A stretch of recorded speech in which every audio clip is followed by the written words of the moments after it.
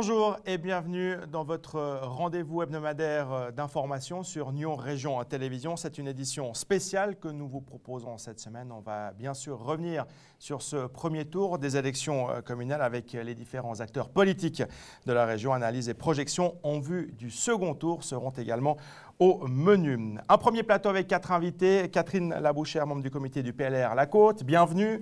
Maurice Trebout, membre du comité de l'UDC Côte-Ouest, bienvenue à vous également. Alexandre Demetriades, le président du PS de Nyon Région, bienvenue à vous. Merci. Et enfin Pierre Valène, le président des Verts de la Côte, bienvenue. Merci. Avec vous quatre, un petit tour de table rapide d'abord. Globalement, sur le district de Nyon, quelle analyse vous faites, quels enseignements vous tirez de ce premier tour, Madame Labouchère? Écoutez, d'abord, je suis très content de la mobilisation. Ça, je crois qu'on doit le dire. Il faut, dans un pays où on se plaint toujours que les droits démocratiques ne sont pas suffisamment utilisés, ça, c'est mon premier constat. Après, je pense qu'il y avait un large choix pour l'électeur. Je crois que ce choix, il a été fait et je m'en réjouis. Je crois que c'est important de dire des choses positives et de le dire sur le plan de tous les partis qui se sont présentés. Bravo aux gens qui se sont mobilisés. Alexandre Demetriades. Alors, étant donné qu'on a déjà parlé de la participation que je voulais aussi saluer, je vais plutôt parler du PS qui fait quand même relativement des bons résultats dans le district de Nyon. À savoir qu'à Nyon, nous avons passé nos 2 candidats à la municipalité et nous sommes stables au conseil communal. À Rolle, nous montons au conseil communal et nous avons passé 2 sur 3 et nous sommes quasi certains de passer les 3 socialistes. À Gland, plutôt mauvais score, mais le municipal a toutes ses chances de passer à la municipalité. Et nous entrons au conseil communal de Prangin avec plus de sièges que de candidats que nous avions. Donc c'est un résultat relativement positif. Monsieur Trebout.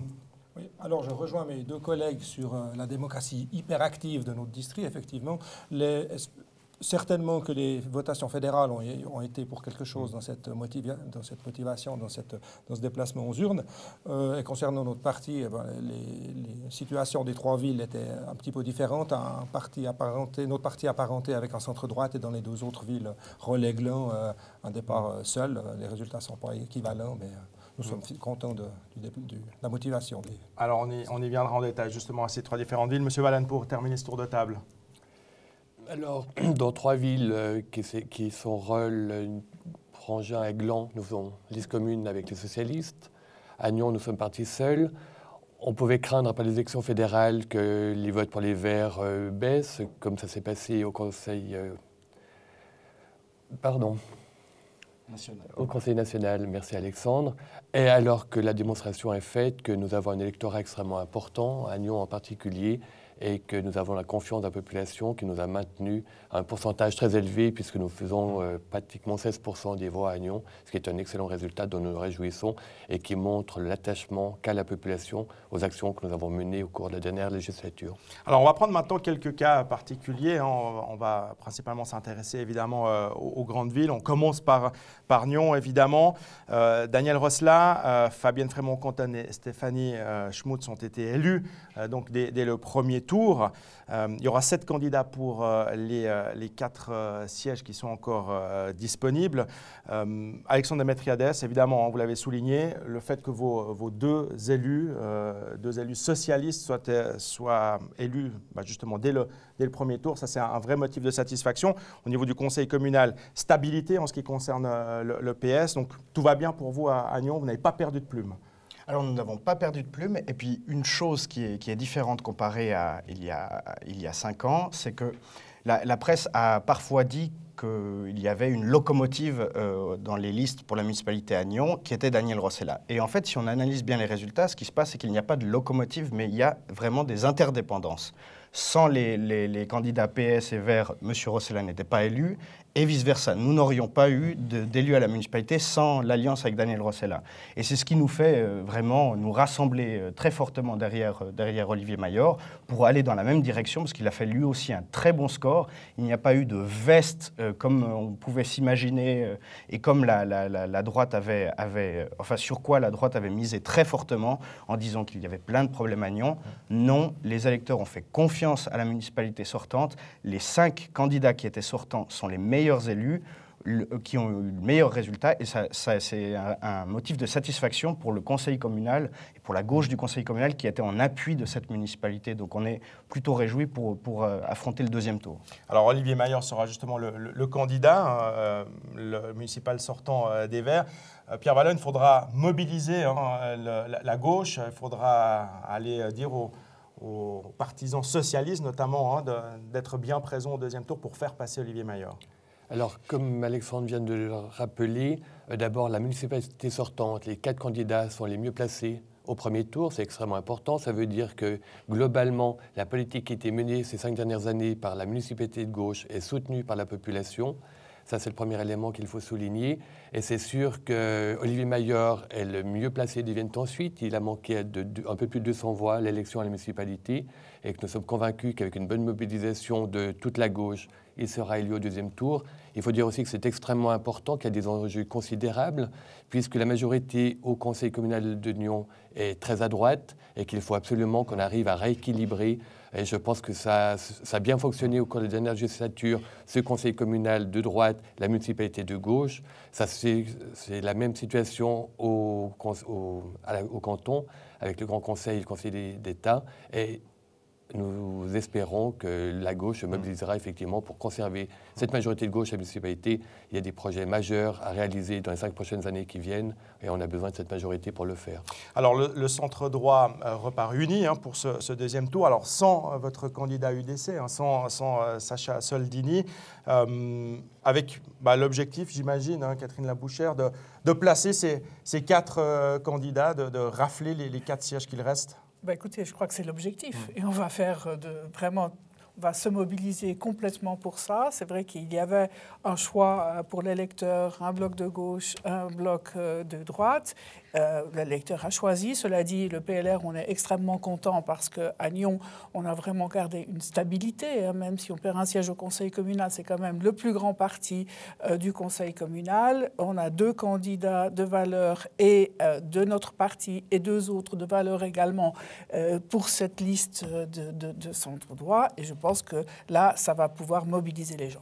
Du côté de l'UDC, on a dû faire le sacrifice de Sacha Soldini. C'était les règles du jeu qui avaient été établies avant le premier tour. C'est pas un peu frustrant quand même quand on a un groupe qui est quand même conséquent. Il y aura 13 élus UDC au conseil communal de devoir renoncer à la municipalité? Effectivement, mais Sacha Soldini a prouvé depuis déjà une législature au conseil communal qu'il était actif, qu'il voulait travailler avec cette entente. Et c'était prévu, c'était annoncé qu'il devait se retirer si le 5e, le moins bien élu, devait se retirer pour donner toutes les chances à cette entente. Et l'UDC soutient évidemment ce ticket centre-droit? Effectivement, l'UDC va soutenir ce ticket centre-droit, alors sans problème. Quels seront finalement ce qui pourrait faire la différence? Et là, je m'adresse à vous 4 finalement pour ce deuxième tour. Olivier Maillard va effectivement être largement soutenu et vous allez vous mobiliser pour le faire élire. Sur quoi ça pourrait se jouer finalement dans ce deuxième tour? Alors pour moi, c'est deux dimensions. La première, c'est de dire qu'actuellement, il y a une répartition des dicastères que nous avons maîtrisée, étant donné que nous avons la majorité à la municipalité, et notamment l'urbanisme, notamment le social. Si la majorité change, on va perdre ces dicastères très probablement parce que c'est des dicastères clés. Et là, nous, on a envie vraiment de passer ce message, laisser la possibilité à la majorité de gauche de poursuivre. Les gens ont soutenu Fabienne Frémont-Canton, notamment, par exemple, elle était à l'urbanisme. Si M. Maillard n'est pas élu, elle ne sera plus à l'urbanisme. Deuxième chose, c'est une question de représentativité. OK, il y a l'enjeu gauche-droite, mais au-delà de ça, M. Maillard a un parti au conseil communal qui a 16 élus. M. Hacker des Verts libéraux a un parti qui a failli disparaître et qu'il n'y a plus que 5 élus. Donc rien qu'en termes de représentativité des différentes forces politiques en présence, M. Maillard a beaucoup plus de légitimité d'entrer à cette municipalité parce qu'il a un groupe qui est derrière au conseil communal. Mais si on prend l'ensemble, si on prend la gauche, le centre droit, il y a quand même une majorité du centre droit, 59 sièges pour le centre droit, 41 pour la gauche. Donc là, j'imagine que vous allez jouer là-dessus aussi, sur la légitimité d'avoir une représentation équitable, équivalente, on va dire, à la municipalité. Moi, je dirais que ce qui est important, c'est la cohérence. Et on le voit dans les villes où il y a des cohérences entre le conseil communal et la municipalité, les projets avancent, sont beaucoup moins bloqués qu'ailleurs. Et c'est ça qu'on va mettre en avant, c'est vraiment une multiplicité du centre-droite qui peut être cohérent avec le résultat du conseil communal à Nyon, et on se battra là-dessus. Eh bien, on va passer maintenant à Gland. Enfin, vous vouliez rajouter quelque chose, M. Vallen, tant qu'à faire. Allez-y. Merci à propos de la cohérence. Nous avons passé 5 ans, dernière législature, avec la configuration majorité de gauche à la municipalité, majorité de droite au conseil. Les 95% des préavis déposés par la municipalité ont été suivis par le conseil. Ça veut dire que ça fonctionne, que l'on peut avoir une majorité à la municipalité à gauche, un conseil à droite, et que le conseil, dans sa grande sagesse, a suivi la quasi-totalité des préavis déposés par la municipalité de gauche. Donc je crois que l'argument de la cohérence, il n'est pas valable. Au contraire, cet équilibre que l'on peut trouver entre la gauche et la droite a démontré qu'il fonctionnait très bien, et on doit poursuivre dans cette voie. Bon, ben ça, ce sera finalement aux électeurs de décider quel genre de cohérence ils souhaitent du côté de Nyon. Alors à Gland, 2 élus dès le premier tour, Gérald Cretegny et Isabelle Monet des GDG. Et puis on va se retrouver donc avec 6 candidats pour ce deuxième tour. C'est bien parti pour les GDG, a priori tout de même. Et il y a Michael Rohrer du PS et puis 2 PLR ainsi qu'un UDC qui sont encore en lice, Christine Giraud, Jeannette Weber et Mauricio Di Felice. On était surpris quand même un peu à Gland. On pensait que l'élection serait peut-être tacite, mais la candidature de Mauricio Di Felice oblige donc un second tour. Pourquoi se représenter? Alors Maurizio a déjà fait un score tout à fait honorable. Après, il a fait une magnifique présidence du conseil communal. Et puis, 2 sièges de plus au conseil communal pour le groupe. C'était aussi pour voilà, une question de donner encore une chance aux électeurs et aux gens qui l'ont soutenu. Mais vous avez donc l'espoir, évidemment, de faire passer Mauricio Di Felice à la municipalité. Ben, évidemment. Au détriment de qui, alors? Au détriment... Non, en tout cas, on va pas espérer au détriment du centre-droite, parce qu'ils n'étaient pas apparentés, mais il y a quand même une certaine cohérence d'équilibre. Ouais. Alors, le PLR qui part à 2 donc pour ce deuxième tour, avec Christine Giraud et Jeannette Weber. Bah, l'objectif, c'est évidemment de faire passer vos 2 PLR. Oui, bien sûr. Surtout qu'il y a quand même une tendance, je dirais, de pouvoir asseoir une certaine, disons, stabilité, voire même augmentation du parti. On a gagné 2 sièges au conseil communal. Ça veut dire que la relève est là. Et quand on voit les élus, et notamment des élus jeunes, ça veut dire qu'il y a un enthousiasme pour le PLR. Et puis, il y a une logique de garder les 2 sièges. On était... tout à fait, on a analysé de façon très cohérente aussi les résultats du premier tour et on s'est dit que les 2 places étaient tout à fait légitimées si l'électeur choisit cette voie-là. Alors à gauche, Michael Rohrer devrait normalement passer ce deuxième tour. Un mot quand même sur le conseil communal, où là vous avez vraiment effectivement laissé des plumes dans l'histoire. Vous perdez 8 sièges, hein, la gauche dans son ensemble. Ça, c'est pas la bonne nouvelle pour vous de ce premier tour. Oui, c'est clair, le conseil communal de Gland, c'est un peu le point noir de la gauche dans le district de Nyon. Mais ça s'explique en même temps, parce que d'une part, à la base, le PS de Gland avait des personnalités très fortes comme Florence Gola et Jean-Michel Favé. Florence Gola à la municipalité et puis M. Favé au conseil communal, mais aussi député et ancien président du PS vaudois. Ces personnes-là, une est partie et l'autre a dû baisser largement ses engagements politiques de par sa vie professionnelle. Et là, c'est clair que dès lors que ces phares politiques disparaissent ou brillent quelque peu moins, ça a un impact sur le vote. Ça montre à quel point c'est très important de en permanence former une relève et puis d'encourager un renouvellement du parti. Et de ce point de vue-là, je pense que c'est très bien parce que je connais quelques jeunes qui sont dans le PS de Gland et je pense qu'ils pourront jouer ce rôle. Juste l'autre dimension qui est à prendre en compte, c'est le fait que les Verts, là, n'avaient plus de liste. À la base, ils avaient une liste. Et là, ils ont disparu. Et je pense que le deuxième travail qu'il y aura à Gland, c'est aussi de reconstruire l'avenir des Verts et puis de les faire réapparaître avec plus de jeunes aussi. Je pense que c'est très important. C'est votre mission, Pierre Wallon, hein, pour ces prochaines années. Alors, clairement, dans le district de Nyon, il y a un électorat qui soutient les Verts. Nyon, on fait la démonstration avec quasiment 16%. Au passage, nous sommes le troisième groupe politique du conseil communal à Nyon, les Verts. Et donc on sent qu'il y a clairement un électorat qui est là pour ça. Malheureusement, le groupe des Verts s'est un peu dissous et c'est de la faute de la disponibilité des personnes, les engagements politiques qui sont lourds, la conciliation avec des vies professionnelles, c'est extrêmement difficile, on en sait tous quelque chose et il faut effectivement que l'on arrive à remobiliser un certain nombre de personnes qui seraient prêtes à s'engager pour rejoindre les Verts de telle manière que l'on puisse, dans 5 ans, avoir une liste plus étoffée. Alors à Gland, il y a ce GDG hein, qui est très très fort, hein, avec encore 4 sièges de Glanais au conseil communal. Comment vous vivez justement cette situation particulière quand même de Gland avec ce parti qui est là et qui arrive vraiment à s'imposer à Gland? Moi, je crois que ça s'explique parce que la ville est relativement récente. Ça a été longtemps un village, puis un gros bourg. Il y a eu une explosion démographique et les gens n'ont pas encore eu une identité de ville. C'est vraiment, je dirais, c'est une ville-village. Et vous l'avez vu, on a de la peine dans les villages à s'identifier à un parti. Et le fait d'avoir, je dirais, un parti maintenant, qui s'appelle le parti, mais qui est local, qui est une sorte de liste d'entente générale, je pense, correspond à une population qui n'a pas encore fait le pas d'un véritable urbanisme.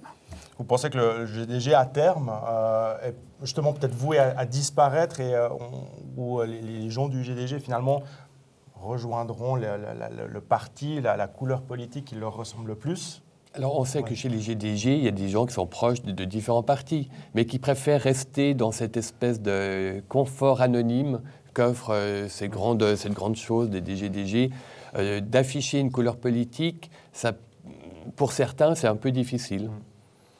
Eh bien, voilà pour Gland. Il y aura donc 6 candidats au deuxième tour à la municipalité pour les 5 sièges sortants. Et puis, on en arrive maintenant à Rolle, avec 2 élus PS au premier tour, Jean-Noël Goël et Cédric Echenard. Loïc Aldiman, qui a manqué d'un rien son élection au premier tour. Et puis, on retrouvera 2 PLR, François Stekon-Ebenzain et Monique Choula-Pougnalet pour le PLR. Et puis, Arthur Petit pour l'UDC pour ce deuxième tour. Loïc Aldiman, il lui a manqué 4 voix, hein, sauf erreur, hein, pour franchir la majorité absolue, enfin 3 fois rien. J'ai envie de dire, voilà, dommage pour vous évidemment, en même temps ça vous oblige à partir encore au combat, à être présent, à vous montrer, à vous manifester, je dirais, pour ce deuxième tour. Sinon, vous auriez été simplement absent de la campagne à Rolle. Exactement. En l'occurrence, je trouve que c'est joli de réunir un parti sur une seule personne qui est, évidemment, il est PS, mais l'autre caractéristique de Loïc Aldiman, c'est que c'est un candidat qui est très jeune. Il fait un score qui est splendide au vu de son âge. Et je trouve très intéressant d'avoir un parti composé de personnes qui ont une expérience politique plus longue, pour ne pas dire qu'elles sont plus vieilles, mais qui ont une longue expérience, plus expérimentée, et puis qui ont un âge plus important aussi, de voir tout un parti qui va se réunir autour d'une candidature jeune, dans ma propre condition de jeune aussi. Je trouve ça très joli et je me réjouis de voir le PS Rolle mener cette campagne autour de cette personne qui, je vous en parlais tout à l'heure, à mon avis, est une des personnes qu'on peut vraiment prendre comme les futurs du PS, quoi. Alors Maurice Rebaud, même question que tout à l'heure hein, concernant Gland. Pour Rolle, on pensait qu'il y aurait peut-être une élection tacite pour ce deuxième tour, mais Arthur Petit a donc décidé de se lancer dans la course pour le deuxième. Pourquoi ? Alors, Arthur Petit, c'est sa propre décision. La section du district n'intervient très peu dans la stratégie des villes parce qu'il y a quand même des affinités, des connaissances du terrain qui sont nettement meilleures. Arthur Petit a décidé de repartir parce que pour éviter certainement l'élection tacite. Et puis, il a fait un très bon travail aussi au conseil communal. Malheureusement, il n'est jamais arrivé à s'entendre véritablement avec le reste du centre-droite. Et puis, voilà, c'était peut-être pour marquer un petit peu la différence. Du côté du PLR, vous regrettez finalement qu'on doive retourner aux urnes pour ce deuxième tour ou Alors moi, je ne regrette jamais qu'on doit aller aux urnes. Je pense que ça fait partie de la démocratie. Les gens ont le droit de se présenter et ceux qui disent que ce n'est pas normal, vous ne pouvez pas compter sur moi pour les soutenir. Je pense que c'est assez... Ça fait partie du système politique suisse. Donc c'est le choix de chacun, à chacun de juger. Et si Arthur Petit a jugé, je ne crois pas que c'est à nous de le critiquer. Cela dit, nous, on va se mobiliser très fortement pour faire passer nos deux PLR à la municipalité de Rolle, aussi pour avoir un équilibre. Je pense que cet équilibre, il est traduit dans le cadre du conseil communal et je pense parfaitement légitimé à pouvoir avoir ces deux places. Alors le PLR qui perd 3 sièges au conseil communal, alors c'est à la faveur de l'UDC qui en gagne 2, le PS Les Verts qui en gagne 1, donc là vous avez quand même effectivement perdu quelques petits points. Il faut le dire, C'est vrai qu'on était certainement très fort avant. Il y a eu une configuration politique aussi d'une ville qui grandit, qui avait déjà plus un sentiment urbain qu'à Gland, déjà à Rolle même s'il était plus petit en taille, mais il y a des nouveaux habitants. Je pense qu'ils se reconnaissent dans les choix qui ont été faits, mais je pense qu'on a toute notre place à jouer. D'ailleurs, il y a quand même 19 sièges PLR à Rolle, et ce n'est pas négligeable, et je pense qu'on est tout à fait légitimé à pouvoir avoir 2 places à la municipalité. Alors, de manière plus globale, tout le monde s'accorde à dire que le taux de participation élevé de ce premier tour, d'une part, c'est une bonne chose, mais il a probablement été amené par aussi les objets fédéraux qui étaient présents également dans le scrutin de dimanche. Pour le 20 mars, il y aura cette votation cantonale sur RIE 3. Alors, je crois que vous êtes tous plus ou moins favorables, en tout cas vos partis sont favorables à cette votation cantonale. Est-ce que ça peut aussi amener les gens à se mobiliser un peu plus, à venir voter pour le 20 mars, le fait d'avoir justement cette votation cantonale en parallèle? Vous allez jouer là-dessus aussi un peu? Je ne sais pas dans quelle mesure un référendum sur une question fiscale va autant mobiliser que des questions de société très fortes qu'on avait lors du premier tour. Généralement, je pense que c'est des sujets un peu trop complexe pour la population. Je ne suis pas certain que ça va avoir le même effet. Maintenant, il y a dans ce paquet fiscal des compensations qui sont très importantes pour toute une partie de la population. Donc, de ce point de vue-là, je pense que ça peut avoir un petit effet, mais ça n'aura, à mon avis, clairement pas le même effet que les dernières votations fédérales. Mais on va quand même tout faire pour que les taux de participation ne baissent pas et que ce beau message envoyé par la population soit le même, soit reconduit. Mme Boucher, sur cette question. Oui, je partage cet avis. Je pense qu'il y a eu quand même un effet très porteur de la participation à ces dernières élections et que mon souhait, et je crois qu'on le partage tous, c'est que ça continue, cet effet mobilisateur. On l'avait vu aussi dans le cadre des élections fédérales, il y a un trend porteur. Alors, c'est vrai que la votation cantonale, elle est technique, elle est complexe, il y a un volet social qui attire, mais est-ce que ça va mobiliser autant les gens? On peut l'espérer, on fera tout pour ça. Maintenant, il faut être réaliste, même s'il y a un peu moins. Je crois que les candidats qui sortiront des urnes, on ne pourra pas leur contester leur légitimité, même s'il y a un peu moins. Eh bien, merci beaucoup à vous tous d'être venus sur ce plateau pour commenter les résultats de ce premier tour et puis déjà se projeter en vue du second. Il y aura des débats évidemment sur NRTV concernant les villes de Nyon et de Gland que vous pourrez suivre d'ici au 20 mars. Et puis rendez-vous évidemment le 20 mars pour les résultats de ce deuxième tour. Merci d'être venu sur ce plateau. Puis on se retrouve tout de suite avec 4 autres invités pour continuer à commenter justement les résultats de ce premier tour.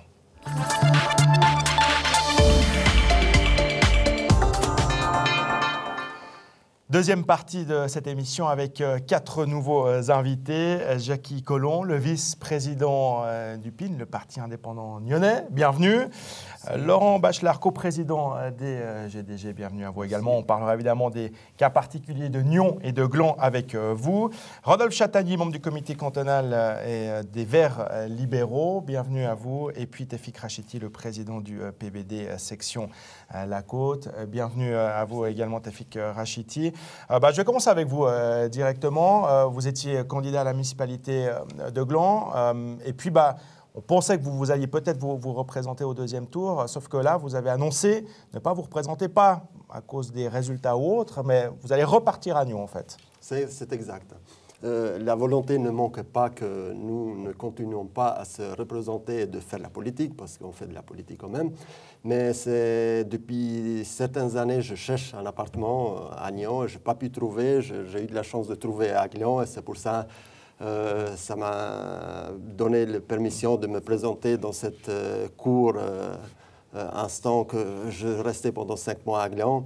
Puis heureusement, un coup de chance, je trouvais un appartement à Nyon et puis il fallait absolument que je ne laisse pas passer cette opportunité de m'installer. Puis c'est une ville que voilà, je n'arriverai jamais à la quitter. Ça veut dire qu'on va vous retrouver dans la politique nyonnaise prochainement? Bien sûr. La vie politique pour moi continue et continuera parce que là, nous sommes en pleine restructuration du PBD. Ça veut dire que maintenant, on va se lancer à recruter du monde à Nyon, Rolle, Gland et Morges aussi. Vous aviez une liste pour le conseil communal à Nyon. Vous n'avez pas atteint le pourcentage suffisant là, pour être représenté. C'est une déception pour vous? Non, ce n'est pas une déception parce qu'on a ouvert la porte à la communauté étrangère, malgré, mais il y a beaucoup qui sont naturalisés, mais les noms, je pense, qui touchent encore la sensibilité si je peux dire, de notre électorat. On n'est pas prêt encore à accueillir parce qu'on a eu beaucoup d'attaques concernant les non-descendants des Balkans et de tout ça. Malgré ces gens-là, ils sont naturalisés, ils sont actifs dans notre vie associative et culturelle et politique. Mais ce n'est pas là qu'on trouve des excuses. On a vite fait, je pense, l'électorat Nyon et Gland ne sont pas prêts encore. Et puis on a eu des attaques, comment dire, discriminatoires et d'autres concernant cette liste-là. Mais ce n'est pas ça qui va nous freiner à continuer à se présenter prochainement. Alors, puisqu'on parle de Nyon, avec vous, Jackie Collomb, votre candidat du PIN, Claude Huldry, est en lice pour le deuxième tour. A priori, quand même bien placé pour être réélu dans ce ticket de centre droit. Oui, tout à fait. Claude Huldry a un très bon bilan, donc je pense qu'il est bien soutenu au niveau de la population. Le fait est que la gauche a bénéficié de la locomotive Daniel Rosla, contrairement à ce qui a été dit dans l'autre parti. Tout simplement pour illustrer ça, Daniel Rosla fait à lui tout seul plus de voix que le PS. Donc c'est vraiment une forte locomotive. Alors évidemment, ces voix se sont portées sur la gauche et ont manqué à notre candidat, mais j'ai aucun doute sur la suite des événements. Il est reconnu. Puis très bon résultat pour vous au conseil communal également. Vous gagnez 4 sièges, vous passez à 15 désormais. Alors là, oui, c'est vrai. On récupère des sièges qu'on avait perdus les 2 dernières législatures au profit de nouveaux partis arrivés. On est très contents. Je pense que c'est notre assiduité au conseil et dans les commissions qui est reconnue là, notre travail. Et puis, peut-être dire que la majorité, dans certaines communes, les groupements indépendants ou les ententes, ou comme les gens de Gland, sont des partis qui sont nécessaires. On est affranchi de la tutelle des partis cantonaux. On a beaucoup plus de possibilités d'examiner les dossiers pour ce qu'ils sont, en toute objectivité, sans avoir de directives, sans obédience. La plupart du temps, en tout cas en ce qui concerne le Parti indépendant nyonnais, nous sommes des faiseurs de majorité. Alors, la majorité, est-ce que vous allez l'obtenir avec le centre droit à la municipalité? C'est tout l'enjeu de ce deuxième tour. Vous y croyez, vous, du point de vue du PIN? On y croit à ce ticket à 4 qui passe? Sinon, on ne se serait pas associé avec je dirais pas avec des partis, mais avec des gens avec qui on a pris l'habitude de travailler durant ces dernières années. On sait qu'on peut faire des choses ensemble, on sait qu'on est cohérent et qu'on peut compter les uns sur les autres. Donc ce ne sont pas des partis qui se présentent, c'est une équipe et on a besoin de cette équipe pour fonctionner à la municipalité. Alors c'est Vincent Acker qui doit on va dire, créer la surprise en quelque sorte du côté de Nyon. Rodolphe Chatagny, quels espoirs là, vous avez pour ce deuxième tour les Verts libres qui ont quand même perdu des sièges au conseil communal, on l'a souligné tout à l'heure, qui ont failli même disparaître du conseil communal, mais des Verts libéraux qui repartent là avec Vincent Acker pour le deuxième tour. Oui, je pense que c'est vrai que le bilan sur Nyon, alors, il est un petit peu mitigé parce qu'effectivement, on a perdu 2 sièges au niveau du conseil communal. C'est une petite déception. On avait vu effectivement au niveau des élections nationales un léger tassement au niveau des Verts libéraux. On voit qu'effectivement, le pourcentage qu'on obtient sur Nyon correspond à ce qu'on a au niveau national pour l'instant. Je pense qu'on a besoin de nouvelles personnalités aussi au niveau du conseil communal. Je pense que c'était assez bien. On a eu des nouveaux candidats qui se sont inscrits. Il y en a entre autres une personne qui est passée, qui est un nouveau et donc qui est arrivé au niveau du conseil communal, qui va pouvoir aussi jouer le rôle de locomotive au niveau du conseil communal. Donc je pense qu'au niveau du conseil communal, on aura certainement dans le futur de bons espoirs de regagner de nouveaux sièges. Alors c'est vrai que par contre au niveau de la municipalité, alors on est très très très content parce que Vincent Acker, qui était considéré comme le petit bleu qui arrivait, qui avait censé ne pas avoir d'expérience, etc., fait un superbe score. Je pense que personne ne l'attendait à ce niveau-là. Il a été extrêmement actif, il a montré qu'il était capable. Alors, c'est vrai qu'il a été toujours très présent dans la Vignonnaise associative et qu'il a toujours été dans le passé déjà très présent. Mais enfin, je pense qu'on a extrêmement confiance dans ce deuxième tour. Je pense qu'il a tout à fait ses chances de passer. Je pense que le centre droit a toutes ses chances d'arriver à obtenir la majorité et de prendre ses 4 sièges et d'arriver avec ce ticket centre droit très fort quand même. Donc nous, on a beaucoup de confiance là-dedans. Quelles sont les consignes de vote du PBD pour ce deuxième tour? Quel candidat appelez-vous à soutenir Bien sûr, nous appelons à soutenir le centre droit, bien sûr. Et puis nous allons être engagés aussi pour que le centre droit prenne sa place, comme à Nyon aussi, à Gland aussi. Et puis on va maintenant s'intéresser à Gland, justement, si vous le voulez, avec le rouleau compresseur GDG, on l'a évoqué tout à l'heure, donc deux élus dès le premier tour, 2 autres candidats qui repartent pour le second tour et qui semblent quand même bien partis, 4 sièges de plus au conseil communal. Laurent Bachelard, coprésident donc des GDG, tout roule pour vous? Écoutez, tout roule, c'est avec une grande satisfaction qu'on a appris ces scores, on est forcément très heureux. Pour nous, déjà d'avoir présenté une liste avec 40 conseils communaux possibles, on avait une grosse satisfaction. D'avoir 4 sièges de plus, donc c'est ce qui nous monte à 32, soit 43% du conseil communal.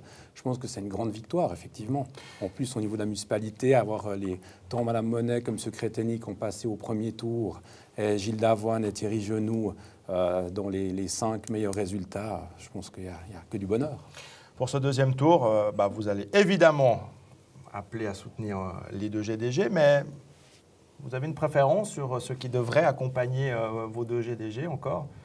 Écoutez, je pense qu'à Gland, la grande chance de cette ville, c'est l'homogénéité de la municipalité. Je pense qu'il y a une bonne relation entre tant la municipalité et le conseil communal.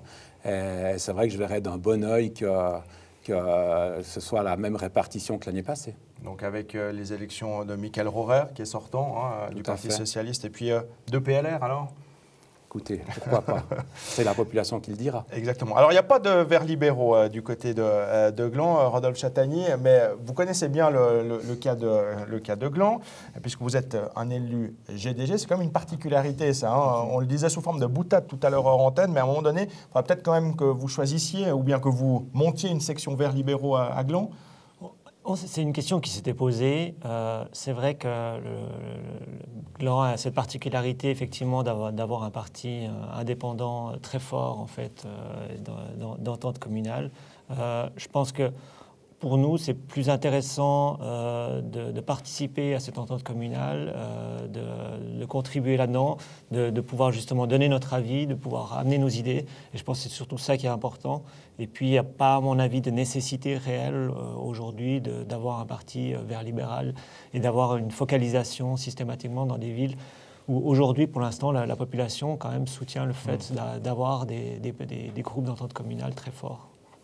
Mais est-ce qu'à terme, Laurent Bachelard, on pourrait imaginer qu'effectivement le GDG éclate dans le sens où effectivement les gens vont peut-être plus se profiler, vont plus afficher leur couleur politique. Certains le font déjà quand ils se présentent au niveau cantonal ou fédéral.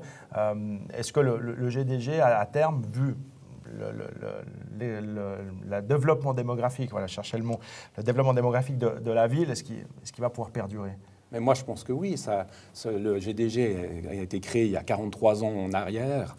Je veux dire, c'est un parti où il y a beaucoup d'homogénéité, où on rencontre qu'il y a toutes les classes d'âge, au niveau profession également. Je pense qu'on a un parti en pourpre. Et puis, si vous regardez ce qui se passe dans les villages avoisinants, même voir les petites villes, on se rend compte qu'il y a de plus en plus de partis indépendants. Si on prend Arzier, vous avez les Calmes. Si vous avez au niveau de Saint-Pré, il y a également un parti. Au niveau de Founet, il y a également un parti. Moi, je pense qu'au contraire, ce genre de parti a toute son existence pour l'avenir. Il y a des similitudes finalement entre le GDG et le PIN. Absolument. Le PIN existe depuis plus de 50 ans dans une ville où les partis sont présents aussi depuis aussi longtemps. Et on a des personnes vraiment de différentes sensibilités politiques dans notre parti. On pourrait très bien les diluer comme ça dans l'Assemblée.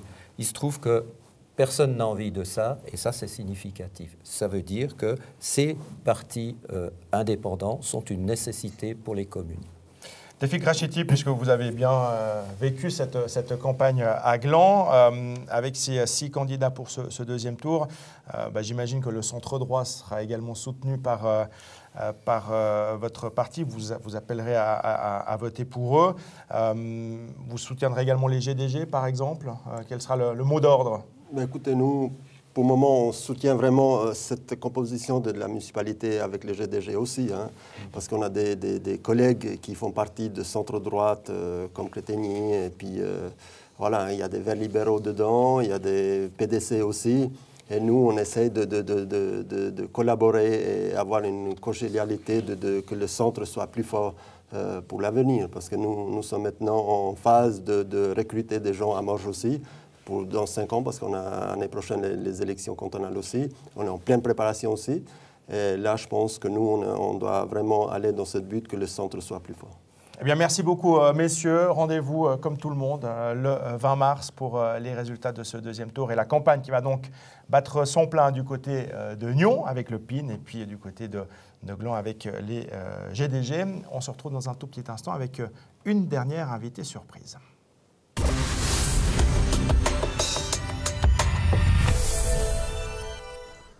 Et pour conclure cette émission, j'ai le plaisir d'accueillir sur ce plateau Meryl Pillonnel. Bienvenue à vous. Vous êtes là parce que vous êtes la 1500e fan sur notre page Facebook. On avait organisé un petit concours la semaine dernière. Vous avez pu assister du coup aux coulisses, au tournage de cette émission. Quelles impressions? C'est assez impressionnant puisque c'est la première fois que j'avais eu l'occasion de voir tourner une émission. Et il y a beaucoup de monde. C'est très intéressant. Et puis là, j'ai eu la chance de pouvoir voir justement tout ce qui était avec les élections. Donc c'est encore 2 fois plus intéressant. Vous êtes une téléspectatrice assidue? Je ne dirais pas assidue, mais je regarde de temps en temps. Vous êtes de la région, donc pour vous, avoir cette information régionale de proximité, c'est quelque chose d'important? Ah oui, alors vraiment, et j'espère qu'on pourra développer ça, parce que c'est ce qui compte aujourd'hui. Vous continuerez donc à nous suivre, j'imagine, au cours de ces prochains mois, prochaines années? Ah, c'est sûr. Surtout avec l'été, avec Paléo et tout ça. Ouais. Eh bien, merci d'avoir fait ce petit crochet par nos studios à Gland. Rendez-vous donc dès demain également sur NRTV pour suivre les débats des deuxièmes tours aux élections communales. Les villes de Nyon et de Gland qui sont concernées. Je rappelle également que vous pouvez suivre les émissions sur le site nrtv.ch et puis sur la page Facebook évidemment. Puis c'est vous qui allez dire au revoir. La caméra, elle est là. Juste là, et c'est vous qui dites au revoir et qui prenez congé, qui donnez rendez-vous à la semaine prochaine. À la semaine prochaine, au revoir et à bientôt. Merci. Merci.